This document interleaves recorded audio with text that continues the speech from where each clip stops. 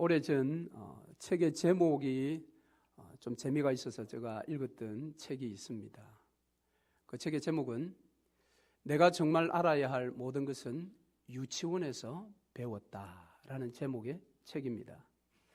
혹시 여러분들 중에서도 읽어보신 분이 계실지 모르겠는데요. 이 저자 로버트 풀금은 이 책에서 하는 말은 사람으로서 이 땅에 의미 있는 삶을 살기 위해서는 그렇게 많은 것이 필요한 것이 아니다. 또 그렇게 어려운 것을 알아야 하는 것이 아니다. 그것은 오히려 유치원에서 배웠던 그것이야말로 오늘 이 땅에서 한평생을 의미 있게 살아가게 한다라고 했습니다. 여러분은 지금 의미 있는 삶을 살고 계십니까? 어쩌면 우리가 오늘 이 시대를, 이 시간들을 의미 있게 살지 못하는 것은 불행하게도 저와 여러분이 유치원을 졸업하지 못했기 때문일 가능성이 많습니다. 여러분, 유치원 졸업장 가지고 계신 분이 계시나요? 그래요? 네, 도시에 사셨군요. 저는 경남 밀양의 삼문동에 살았어요. 그 당시에 유치원이 무엇인지도 모른 채 유치원 시절을 보냈는데요. 이것은 여러분 신앙생활에 있어서도 마찬가지입니다. 내가 예수 믿고 그 이후에 예수 정신을 가지고 복음의 가치를 좇아서 의미 있는 삶을 살기 위해서는 많은 교리적인 지식이 필요한 것이 아닙니다. 그것은 처음 예수를 만났을 때의 신앙의 초기에 무엇을 배우고 무엇을 보았는가가 굉장히 중요합니다. 사실 예수를 믿고 10년, 20년, 30년이 되었음에도 불구하고 교회에서 신앙 안에서의 복음의 가치로운 삶을 살지 못하고 예수 정신에 걸맞는 말을 제대로 하지도 못한 채 그저 신앙생활 한다고 하는 대부분의 문제의 출발점은 처음 신앙생활할 때 잘못 배웠다라는 것입니다. 처음 신앙생활할 때에 못 보았다라는 겁니다. 보아야 할 것을 보지 못하고 보지 말아야 할 것을 보았기 때문이라고 저는 생각을 합니다.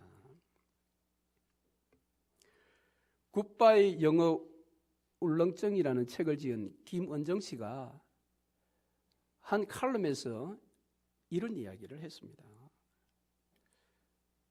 자기는 신앙생활 처음 하면서 시험이 무엇인지를 배웠다라는 겁니다. 그가 이렇게 말합니다. 내가 가장 먼저 시작한 봉사는 부엌일이었는데 그때 나는 교회에서 시험이라는 말을 처음 이해했다. 교회 다니는 사람들이 툭 하면 쓰는 말이 시험이라는 단어였는데 나는 그전까지 시험을 쳐서 합격해야 집사가 되고 또 장로도 되나 그렇게 생각했었다. 그런데 내가 경험해보니 그것이 아니었다. 처음으로 다니던 교회 부엌에서 밥 당번인데 준비하는 토요일 날 나오지 않거나 어려운 일에는 다 빠지면서 주일 날 밥을 담아주면서 생색을 내는 집사 때문에 나는 시험에 들었다. 여름에 에어컨도 잘 안 되는 개척교회 부엌에서 나더러는 뜨거운 김이 솟아나는 밥을 퍼담으라 하고 자기는 시원한 반찬 담으면서 밥 하느라 고생 많아요 인사하는 사람하고 농담하는 것을 듣는 순간 그 집사 때문에 시험 들었다. 여러분, 우리가 부인할 수 없는 것은 교회 안에서 가장 많이 듣는 소리, 가장 많이 듣는 말, 그것 하나가 바로 나 시험 받았어요 라는 겁니다. 이 시험 받은 사람은 제대로 시험 받으면요, 나 시험 받았어요 이렇게도 안 해요. 나 시험 받았어. 네, 서로 끝이 납니다. 예수 때문에, 복음 때문에 시험 받은 게 아니라 자존심 상했어, 무시당했어, 나 시험 받았어. 그래서 그리스도인의 이 고질병 중에 하나는 바로 이것이라고 저는 생각합니다. 시험입니다. 죄송하지만 용서하시고 들으십시오. 교회에서 시험을 가장 많이 받는 사람이 누구겠습니까? 어떻게 그렇게 잘 아셨어요? 목사입니다. 목사가 교회 안에서 시험을 제일 많이 받습니다. 가장 듣기 싫은 소리인데도 그 소리에 시험을 제일 많이 받는 사람이 목사입니다. 아니 어떻게 그분이 어떻게 그런 말을 어떻게 저런 행동을 죄송합니다. 찬양하면서도 저는 시험 받을 때 많습니다. 왜 굳이 이 자리에 예배하러 나왔으면서 그 찬양할 때 마음을 좀 담아서 앞에서 열심히 찬양하는 팀들과 맞추어서 호흡하며 함께 찬양하면 얼마나 좋습니까? 왜 찬양하는 그 시간에 멀뚱멀뚱 이렇게 서 있습니까? 그게 저를 시험 들게 합니다. 왜 저럴까 저분은? 어쩌면 목사에게 이 시험이라는 것은 직업병입니다. 여러분들의 끊임없는 말과 행동에 목사는 매일 시험을 받습니다. 이 고질병을 어떻게 고쳐야 합니까? 이 목사의 직업병을 어떻게 치료해야 합니까? 그런데 그것은 어려운 게 아니더라고요. 매우 간단합니다. 의미 있는 삶을 살기 위해서는 박사 학위가 필요한 게 아니라 유치원생에게 가르쳐 주었던 거짓말 하지 마. 길 갈 때는 오른쪽으로 걸어 다녀. 횡단보도 걸을 때 오른손 들고 건너. 여러분 그것이듯이 오늘 신앙생활에서 이 시험을 이기는 방법도 어려운 것이 아닙니다. 그 답이 무엇인지 오늘 본문에서 우리가 함께 생각해 보려고 합니다. 자, 예수님은 위대한 주기도문이라는 것을 우리에게 가르쳐 주셨어요. 오늘 우리는 6번째 그 주기도문의 내용을 배우는데요. 여러분 왜 하필이면 이 6번째 위대한 기도의 주제를 시험으로 잡았을까요? 목사가 가장 듣기 싫어하는 소리인데 여러분들도 듣기 싫어하시겠지요. 장로교 목사들이 가장 싫어하는 음식이 있습니다. 무엇인지 혹시 아십니까? 회를 가장 싫어한다고 합니다. 저도 회를 좋아하지는 않습니다. 부산 생활을 오래 했는데 왜 그런지 잘 모르시는군요. 여러분 장로교 오래 안 계셔서 그렇습니다. 장로교는 당회라는 게 있습니다. 우리 장로님들께 죄송합니다. 그저 지나가는 농담입니다. 며느리들이 가장 싫어하는 음식은 무엇일까요? 여기 며느리들이 아주 고생하는 분들이 많은가 봅니다. 시어머니 시자가 들어간 음식은 다 싫어하는데 시금치를 싫어한다고 합니다. 여러분 왜 이렇게 우리에게 고질병처럼 찾아오는 이 시험이라는 이야기를 예수님께서 여기서 하시는가? 그건 굉장히 중요하기 때문이겠죠. 자, 여기서 말하는 시험은 보통 두 가지, 성경에서 말하는 시험은 두 가지 의미가 있습니다. 하나는 하나님께서 우리를 시험하신다라고 하는 그런 것이 하나 있고, 또 사단이 우리를 시험하는 것이 있습니다. 자, 하나님이 우리를 시험할 때 아브라함에게 시험하셨습니다. 100세 때 아들을 얻었는데 그 아들을 너의 손으로 직접 잡아서 제물로 바치라는 것입니다. 아브라함에게 시험이었습니다. 요업에게도 하나님께서 시험을 허락했습니다. 사단이 와서 하나님이 요업의 신앙을 막 자랑하니까 사단이 설마 그럴까요? 내가 한번 저 사람 혼내줄까요? 하나님 허락했습니다. 하나님의 시험이었습니다.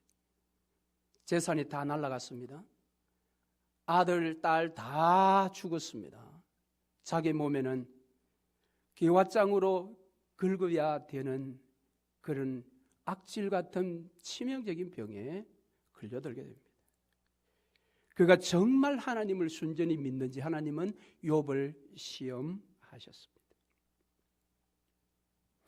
이스라엘 백성들을 광야 40년 동안 쉬운 말로 뱅뱅뱅 돌게 만들었습니다.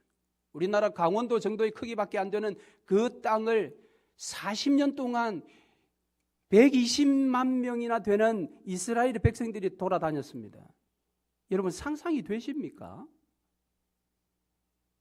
그 엄청난 숫자가 그 40년 동안 그 좁은 광야 생활을 하면서요, 애굽에서 나왔던 60만이 다 죽어서 땅에 파묻힐 때까지 40년 동안 돌렸습니다. 하나님께서. 물론 그들의 죄 때문이기도 했지만 그 40년 동안 하나님은 이스라엘 백성들을 다루어 보았습니다. 진짜 하나님을 사랑하는 백성인지를 다루어 보셨습니다. 그것이 하나님의 시험입니다. 그런데 그 시험을 통과하면 위대한 하나님의 충성된 일꾼이 되는 것입니다. 그 시험은 우리 모두에게 필요한 것입니다.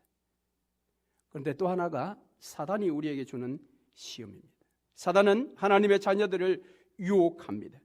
우리 속에 있는 부패한 본성을 충동질합니다.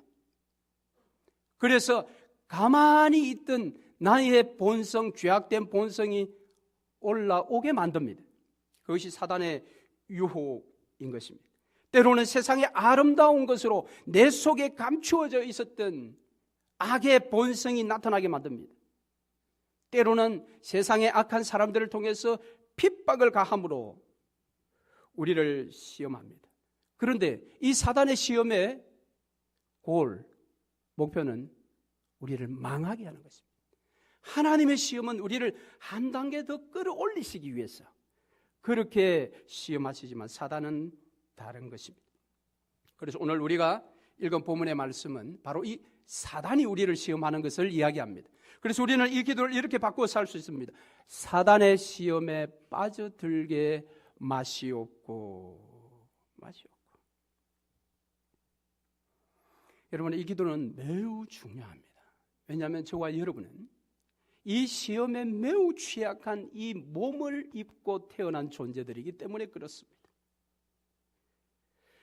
그래서 우리는 나면서부터 죄인의 몸을 가지고 태어났기 때문에 우리에게 이 유혹과 시험은 뗄래야 뗄 수 없는 숙명적인 관계가 있습니다. 여러분, 세상에 오셨던 주님을 기억하시지요? 지금 성탄의 계절이지 않습니까? 그분은 이 땅에 인간의 몸을 입고 오셨지만은 죄가 하나도 없으신 분이세요.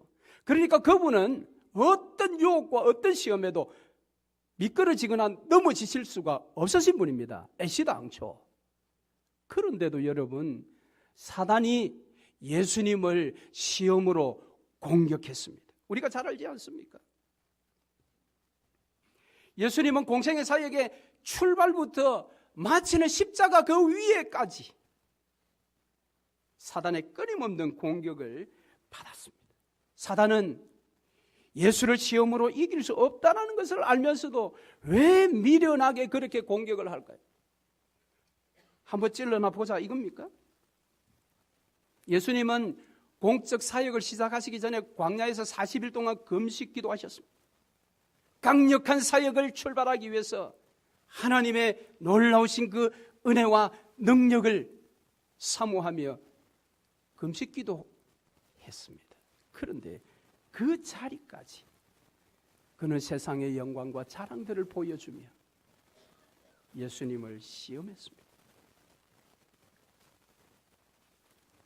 뿐만 아니라 당신의 십자가의 죽으심을 제자들에게 선포하셨을 때 그 자리에도 베드로의 입을 통해서 사단은 예수를 시험했습니다. 주님께서 이처럼 집요하게 사단의 시험을 받았다면 저와 여러분은 어떻겠습니까? 저와 여러분을 사단이 가만 놓아 두겠습니까? 우리는 하나님의 자녀가 되는 그 순간부터 더 강력한 사단의 시험 아래 놓여 버리는 것입니다. 그것을 우리가 잊지 말아야 합니다. 우리가 기도 열심히 하면 시험이 비켜갈까요? 예수님이 광야에 금식기도 하셨을 때도 사단이 시험해 왔는데, 우리가 열심히 교회 봉사하면 사단이 놀라서 도망갈까요? 복음서에 보면 마르다와 마리아의 사건에 재미있는 기사가 있습니다. 예수님께서 마리아의 집에 신방을 왔습니다. 마르다와 마리아는 너무 행복했습니다. 마르다는 음식을 만드는 데 최고의 실력자였던 것 같아요. 그는 부엌으로 달려갔습니다. 내 사랑하는 주님, 최고의 음식을 내가 만들어서 대접하리라. 그런데 사단은 최고의 아름다운 섬김을 하고 있는 그 주방 안에 찾아왔습니다. 마르다의 마음을 뒤집어 놓았습니다. 뿐만 아니라 그 시험은 마르다가 가지고 예수의 말씀이 전해지며 예수의 말씀이 충만히 임한 마리아와 마르다가 앉아있는 방 안에까지 시험이 찾아왔습니다. 그렇기 때문에 이 시험은 때와 장소 불문입니다. 그걸 우리가 알지 못한 채 우리가 신앙생활을 한다면 우리는 신앙생활 안에서 하루 강아지에 불과할 것입니다. 물론 이 시험에 대해서 안심하셔도 될 사람들이 있습니다. 소위 신앙에 잠든 자, 신앙에 병든 자들입니다. 그래서 마틴 루트는 이런 예화를 들었습니다. 사냥개가 이미 죽은 꿩을 따라가겠는가, 아니면 상처를 입었지만 그래도 살려고 움직이는 꿩을 쫓아가겠는가. 당신이 이미 죽었다면 마귀는 당신을 건들지 않는다. 죽은 자를 왜 건드리겠느냐. 그러나 당신이 그래도 살아보려고 하는가. 사단이 당신을 그냥 놔두지 않을 것이다. 당신이 살아있기 때문이다. 예수 생명 받아서 내가 살아있다면 반드시 사단은 우리를 시험한다라는 것입니다. 그러나 내가 예수 생명을 받았지만은 그 생명을 잘 관리하지 못해서 병들어 있다면, 그 생명이 내 속에 잠들고 있다면 사단은 건들지 않습니다. 패스, 넘어가는 것입니다. 성도가 믿음으로 살려고 애를 쓰면 애를 쓸수록 시험이 다가옵니다. 가정도 교회도 마찬가지입니다. 예수가 없는 가정은 시험거리가 없습니다. 복음이 없는 교회 시험거리가 없습니다. 아무런 고민도 갈등도 도전이 없습니다. 그저 세상의 안락과 육체의 평안만을 추구하기 때문에 아무런 부담이 없습니다. 신앙생활 하는데 전혀 부담이 없어요. 교회 생활하는데 아무런 부담이 없습니다. 난 행복해. 여러분, 병든 것입니다. 그건 결코 행복이 아님을 알아야 합니다. 그러나 주님의 뜻이 무엇인지, 주님이 지금 나에게 원하시는 것이 무엇인지 그것들을 알려고 발버둥치며 그것을 이루지 못해서 내 가슴을 치며 주님, 다음 달에는 내가 그 일을 이룰 수 있게 하소서. 올해는 못했지만 내년에는 내가 달라지게 하소서라고 자신의 가슴을 치며 주님 앞에 기도하는 자에게 놀랍게도 오히려 사단은 더 강력하게 공격합니다. 여러분은 어떻습니까? 여러분은 신앙에 잠든 자가 아닙니까? 신앙에 병든 자가 아니십니까? 만일 여러분이 난 깨어있는 자입니다, 난 병든 자가 아니에요 라고 외치고 싶으십니까? 여러분에게 반드시 사단이 시험의 화살을 날릴 것입니다. 그러므로 우리는 상시적으로 이 시험의 화살이 날아온다라는 것을 기억하고 이 시험을 경계해야 합니다. 때와 장소를 불문하고 계속해서 우리에게 시험의 화살을 날리는 이 사단의 공격을 우리가 어떻게 막아내며 이길 수 있습니까? 너무 간단합니다. 답이 무엇입니까? 시험에 들지 말게 하옵소서라고 기도하라는 것입니다. 언제? 화살이 날아올 때? 아닙니다. 날마다 매일 그렇기 때문에 우리는 하루를 출발할 때도 주기도문을 강하게 의미를 담아서 하나님 앞에 기도해야 될 뿐만 아니라 어떤 일을 만날지라도 어떤 사람을 만날지라도 특별히 교회에서 어떤 사역을 할 때에 시작하기 전에 언제나 이 기도를 하면 좋을 것 같아요. 그래서 이 설교문을 마무리하면서 제게 그런 생각이 들었습니다. 그렇다면 차라리 우리 교회의 본당에 이 6번째 기도문을 적어 붙이면 어떨까? 지금 스피커가 바깥으로 나왔죠. 지난주 우리 왕덕화 집사님을 중심으로 엄청나게 큰 공사를 너무 쉽게 잘 하셨어요. 음향이 굉장히 좋아졌습니다. 그런데 그 자리가 비어 있습니다. 저 자리에 무엇을 하면 좋을까? 놀랍게도 우리 한 분 집사님께서 목사님 얼굴을 걸면 어떻겠습니까?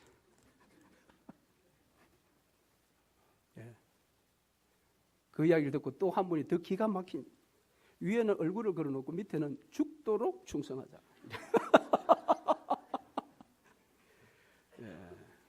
이게 이제 되어가는 교회죠. 어디까지 했습니까? 본당에 이 구절을 걸어두면 어떨까? 우리 화장실에 가면은 우리가 자주 보았던 아주 멋진 성구가 있는데 그거 다 떼고 이 6번째의 기도의 제목, 오늘도 우리가 시험에 들지 말게 하옵시며, 친교실에도 저 주방 안에도 싱크대 앞에 이걸 걸어두면 어떨까? 여러분, 제 생각이 너무 지나칩니까? 유치하다고 생각이 드십니까? 여러분, 이것은 굉장히 중요한 것입니다. 그런데 놀랍게도 사단의 이 시험의 화살을 막아내는 것은 너무 간단하다는 겁니다. 이 기도를 하는 것입니다. 여러분, 신앙생활은 영적인 전투입니다. 우리가 경계를 놓쳐서는 안 되는 것입니다. 그래서 항시 하나님 나라에 도착하는 그날까지 우리는 이 기도를 깨워서 끊임없이 구해야 합니다. 여러분, 그런 기도를 날마다 하실 수 있기를 바랍니다. 날마다 하셔야 됩니다. 그런데 예수님은 이 기도 뒤에 또 하나의 기도문 같은 내용을 담아두고 있습니다. 무엇입니까? 다만 악에서 구하옵소서. 여기 다만이라는 것은 오히려라는 뜻을 가지고 있는 반대를 나타내는 접속사입니다. 그러니까 하나의 어떤 일을 이쪽에서 보았다면 정반대 쪽에서도 보는 것입니다. 이 기도가 바로 그런 것입니다. 하나의 측면을 두 가지의 기도로 지금 묶어 놓았다라고 저는 생각을 합니다. 자, 악에서 구원하여 주옵소서. 그런데 이 악이란 뭐냐 도대체? 이 악이란. 그래서 이 헬라어 원문에는 이 악이라는 단어 앞에 정관사가 붙어 있습니다. 이 정관사가 붙어 있기 때문에 이 정관사를 그러니까 이 인격적으로 해석을 할 것인지 비인격적으로 해석할 것인지에 따라 이 해석이 달라진다고 합니다. 이걸 인격적으로 해석을 하면은 그 악한 자로부터 구원해 달라 이런 것이고, 이걸 비인격적으로 해석을 하면 악한 일, 악한 범죄로부터 구원해 달라라는 이야기가 됩니다. 그래서 역사적으로 보면 종교개혁자 마틴 루터는 이 악을 인격적으로 보면서 사단으로 그렇게 해석했습니다. 사단으로부터 구원해 달라. 그러나 기독교를 집대성한 이 성 어거스틴은 이것을 비인격적으로 본 것입니다. 악한 행위, 악한 범죄로부터 우리를 구원해 달라라고 그렇게 해석을 했습니다. 그러나 종교개혁자 칼빈은 이 두 가지 모두가 다 해석이 가능하다고 두 가지를 다 취했습니다. 여러분, 그렇습니다. 이건 어떻게 해석을 해도 상관없이 두 개를 다 취해도 됩니다. 왜냐하면 악한 자나 악한 행위나 그 뒤에는 반드시 악의 존재가 도사리고 있습니다. 사단입니다. 그래서 주님께서 너희가 시험에 들게 하지 마옵소서라고 기도를 해라 라고 가르치시면서, 그러나 너희가 원치 않게 그 시험에 미끄러졌다면, 그 시험에 빠져들었다면 그때는 지체하지 말고 악으로부터 나를 구해달라고 기도하라고 이야기를 하는 것입니다. 여러분, 이게 무엇입니까? 시험에 미끄러지거나 시험에 빠져들면 거기에 반드시 열매가 맺히는데 그 열매가 악입니다. 악입니다. 악이 열매를 맺는다라는 겁니다. 이것이 바로 시험의 화살로 우리를 공격하는 사단의 최종 목표입니다. 악이 우리 속에 열매 맺도록 만드는 것. 그러니까 시험의 화살을 우리가 맞으면 나 시험 받았어, 내버려둬 제발, 이 정도로 끝나지 않습니다. 그렇게 고백하는 사람은 반드시 다른 고백을 또 하게 되는데 교회를 비방합니다. 교회의 일꾼들을 욕하기 시작합니다. 목사를 공격합니다. 무엇입니까? 적군 앞에서 아군끼리 분열이 일어나게 만드는 것입니다.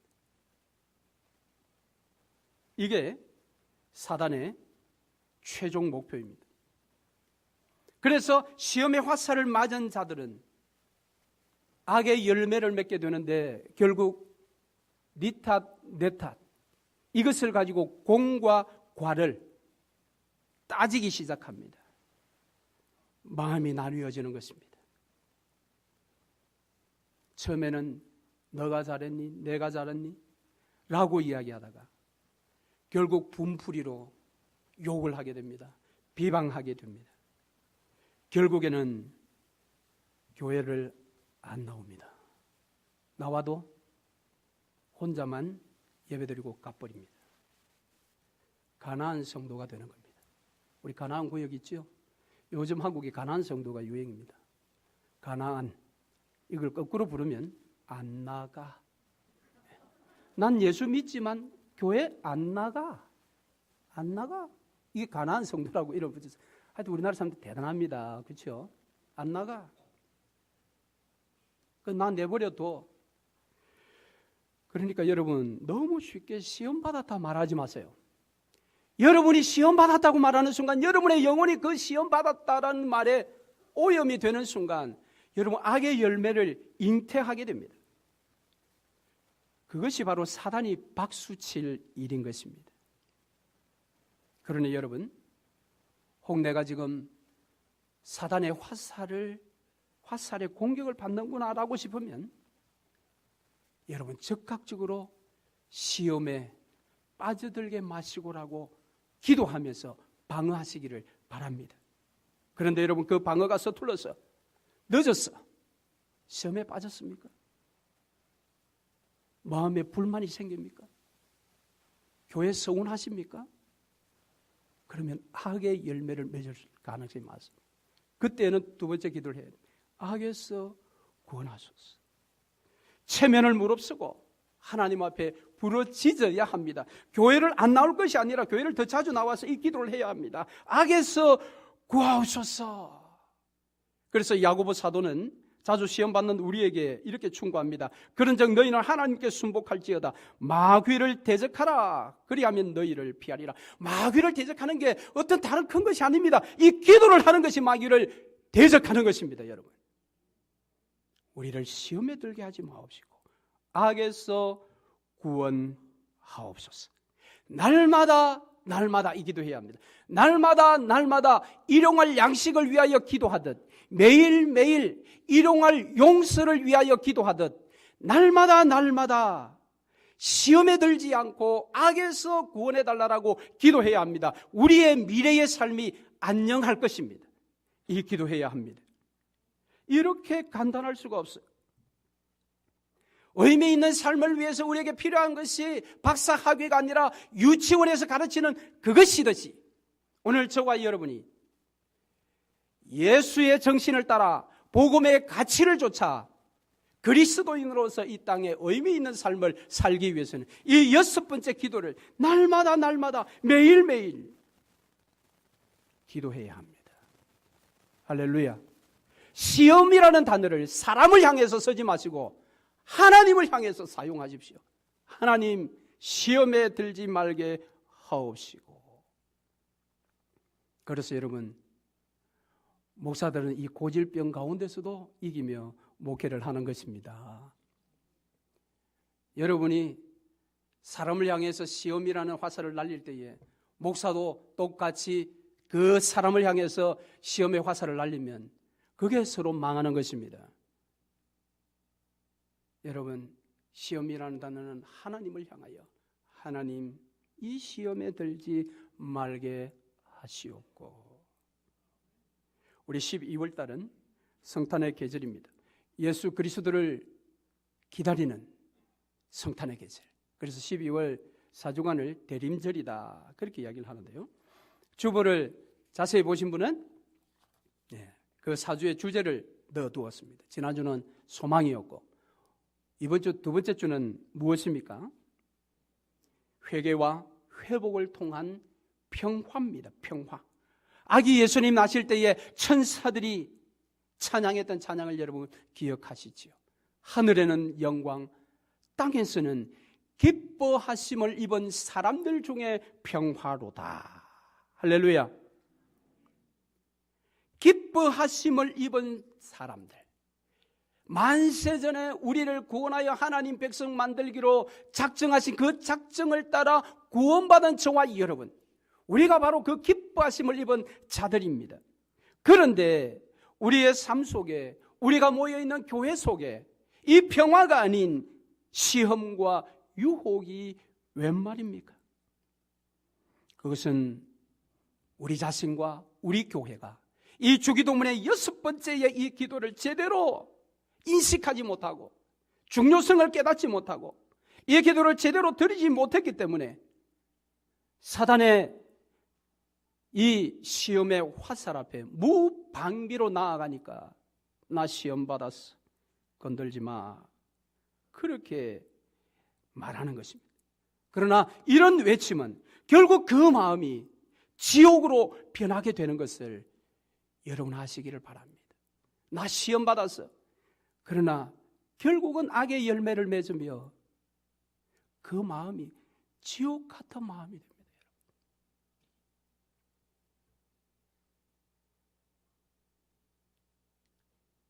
그러므로 오늘 우리는 나 시험 받았다라는 사람을 향해서, 아니면 저와 여러분을 향해서 우리가 외쳐야 할 메시지가 있습니다.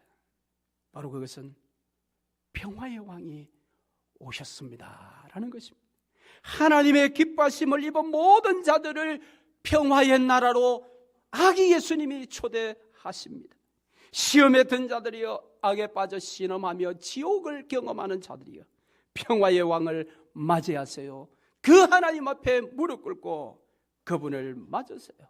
겸손과 회개로 그 왕 앞에 나아가 회복의 은총을 누리며 다시 잃었던 마음의 평화를 회복하세요 라고 우리는 권면해야 할 것입니다. 이 말씀을 여러분 기억하시고, 오늘 우리가 어떤 사역에 모일 때에 이 기도를 꼭 하면 좋겠어. 우리로 시험에 들게 마옵시고 악에서 구원하소서. 기도하겠습니다.